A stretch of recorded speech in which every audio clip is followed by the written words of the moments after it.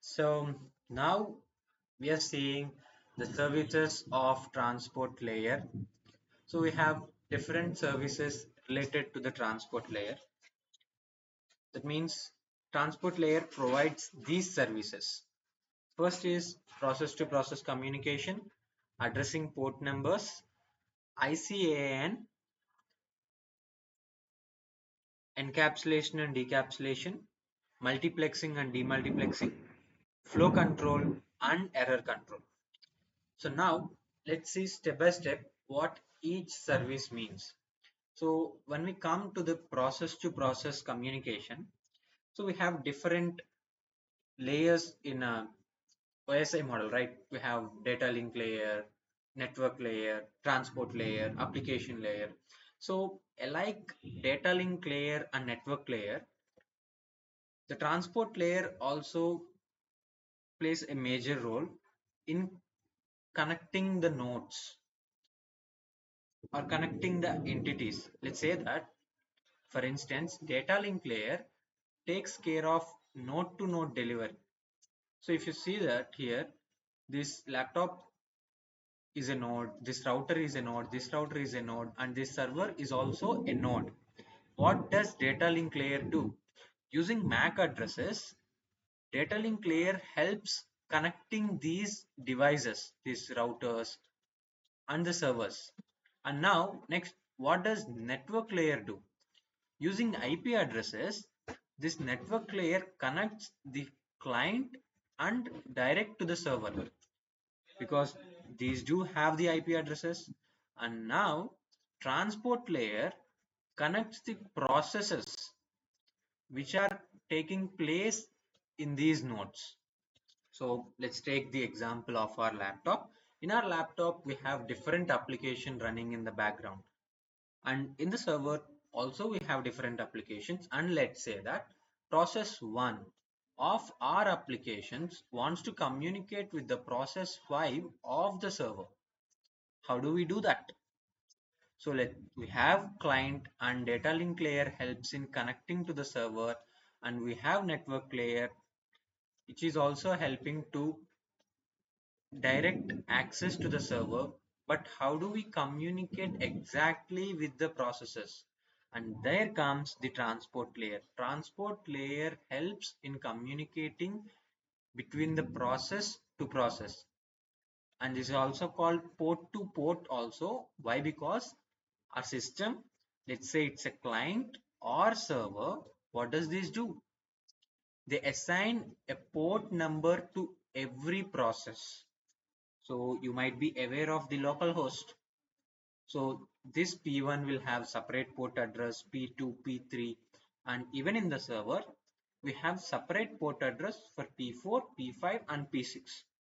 So at last, in summary, with the help of data link layer using MAC addresses, network layer using IP addresses, transport layer using port addresses, a successful communication between client and server, or a source and destination happens. So transport layer takes part in process to process communication with the help of port addresses. And next characteristics, that means next service of transport layer is addressing port numbers. So we have seen, we just discussed now, every process will be assigned with a port number. Then how do we do that? Assigning port numbers is also a characteristic of transport layer. How does transport layer do? With the help of ICANN, abbreviated as Internet Corporation for Assigned Names and Numbers. So let's come from the beginning. Transport layer combines both IP addresses and port addresses to get a socket address. So here you can see that. So this whole entire is called a socket address. Here 192.68, this is an IP address, and I3 is a port address. Combining these two will give a socket address. So here you can see that port address is used to define the process, and IP address is used to define the server. Okay. and this socket address will point to the unique port address of the destination or the server in our case. So addressing port numbers in the sense, transport layer also takes care of assigning different port numbers for every application that is being run in our system, and with the help of ICANN, Internet Corporation for assigned numbers and names. And the next topic is encapsulation and decapsulation. So it is very simple. Using the diagram itself, you can see that. So this diagram is a bit blurry, but no problem. So here you can see client, here you can see the server, which also have application layer and transport layer. So let's see, what does encapsulation mean? Encapsulation, in the sense of object oriented programming, it is combining two or three classes or entities. The same way here also, application layer, with the help of a process, some process will be running in our system, and that process needs to send a message. So application layer will be having access to that message, and that message will be sent to this transport layer. And now what transport layer do? Transport layer gives a header to that. So the message itself is called as a payload in transport layer. So to the payload, transport layer adds a header, and this header contains every information including MAC, IP and port addresses, which will help to get correct destination. So encapsulating in the sense, adding the header to the payload, we encapsulate at the sender side, and this logical channel is nothing but the logical connection between sender and receiver. That means we can call some topologies or some router routes. This logical channel defines that, and at the receiver side, at the server side, the decapsulation happens.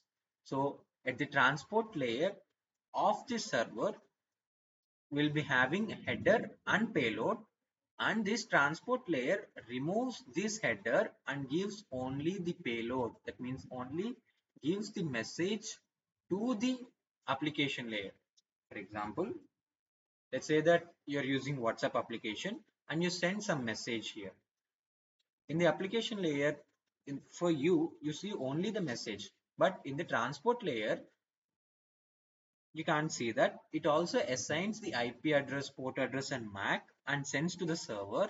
And at the receiver side, in the transport layer, the assigned IP address, MAC and port addresses will be removed, because for the user, that's no use. So that's why you'll be seeing only the information required to you that is sent by the sender, the message. So it is about encapsulating and decapsulating. So here are some important points. As we discussed, application layer sends message, header, payload, and this is the stuff. A next characteristic is multiplexing and demultiplexing. It's also an important characteristic where the reliability, the scalability of the application is increased. So multiplexing and demultiplexing. Multiplexing in the sense, as we discussed, now in our system, multiple applications will be running. So in that case, while our system wants to send data to different types of system, let's say that one of our application is talking to server, one of our application is talking to another system, and one of our application is sending data to some cloud. So what is happening here? Our only system is sending data to different sources, which is carried by different applications. So here you can see that M1 application, M2, M3, it is sending data of P1, P2, P3 to different things. So here you can see it is a server 1, and here also we have server 2. How does transport layer sends data that is very accurate, and also in real time we should not see the delay. So here's what multiplexing and demultiplexing concept comes. What does multiplexer do? While sending data, it combines all streams of applications. Here you have, in our example, we have three streams of data, right? So multiplexer combines these three streams of data and makes it as one stream. So here you can see that only one stream, and sends individual data to the servers. So you can see that. So here packet 1 and packet 2 are going to the server, but using multiplexer, we made them as a one stream. So with this thing, we don't need to check for everything like packet 1, packet 2, where it is going, which router does it belongs to, which server is it going. So multiplexer, what does it do? It just makes it one stream and sends everything in one go. So here in demultiplexer, everything is unpacked. A single stream will be divided into different streams. So here comes the doubt. Everything is being to one stream, and at the demultiplexer, we are dividing the stream. How does it the entire process flow? Let's say that M1 application want to send data to the server of M2. So after combining them and dividing them using multiplexers and demultiplexer, how the information is going so accurately? And there comes the addressing ports, the IP addresses and MAC addresses. So MAC addresses and IP address point to the server, and the port address point to the M2, and port address is being carried by the transport layer again. So transport layer helps in accurate data transmission between sender and receiver with the help of port addresses. So this is a matter about what we discussed now. Just a summary of kind things. Next, here we have flow control. Flow control is one of the easiest and intuitive concept about the transport layer. So let's say that. Let's take an analogy of current social situation. There is a company which produce some goods, and we are the consumers. Let's say that producer company is producing so many goods that we can't consume. They are being wasted. So this is comes under supply and demand chain, right? So let's understand the problem. Producer is producing so many goods that consumer can't handle. The same happens here. Producer, in our case, he is a sender, is giving so much of data to the consumer that he can't handle. So what does that mean? That means consumer cannot hold data. Data will be missed if consumer can't hold some data, or consumer can't reach to the capability in which sender is sending data. So how can he handle? Some of the data will be manipulated, some of the data will be missed. So there will be inconsistency in data. At that time, consumer sends a flow control to the producer. So what does flow control say? Hey producer, just wait for some time. I'm unable to handle the data you're giving. I'm not that capable. So let's decrease the speed. So it gives us feedback to the producer. So here you can see that producer is pushing data to the consumer, and with the help of flow control, consumer is giving acknowledgement to the producer about his current situation. So you can see that application layer, let's say that application layer gives messages to the transport layer, and if transport layer could not handle that, then consumer, the transport layer will give acknowledgement to application layer, and then the transport layer of the source, that means sender, should also communicate with the transport layer of the server. Here also the same situation. Now transport layer of sender is a producer, and the transport layer of receiver is a consumer. So the sender will be sending the data again, the pushing. There will be no limit to the sender while sending the data. But then the consumer acknowledges or gives feedback with the flow control. If he is unable to get to the compatibility of the speed or anything. If he's unable to handle the data, he'll give a flow control message. Now here the other type of thing. So producer and consumer relation is not about only pushing the messages. There is also pulling request. So let's say that the consumer server gets messages only when he requests. That means consumer requests the amounts of data only which he can handle. So there will be no need of flow control. At that time, producer just gives the data which consumer have asked. Here you can see that server is requesting some data to the transport layer, and if that request is valid, transport layer will gives the messages. So here's what happening: messages are being pulled whenever a request is sent, but here a request is not sent, so the producer gives data how much amount he wants, and if consumer can't handle that, he'll just give a flow control acknowledgement to it. So it is about, so here we can see the two primary approaches of flow control: pushing the messages server side and none and all. Now we have error control. Error control, as the name suggests, it solves that.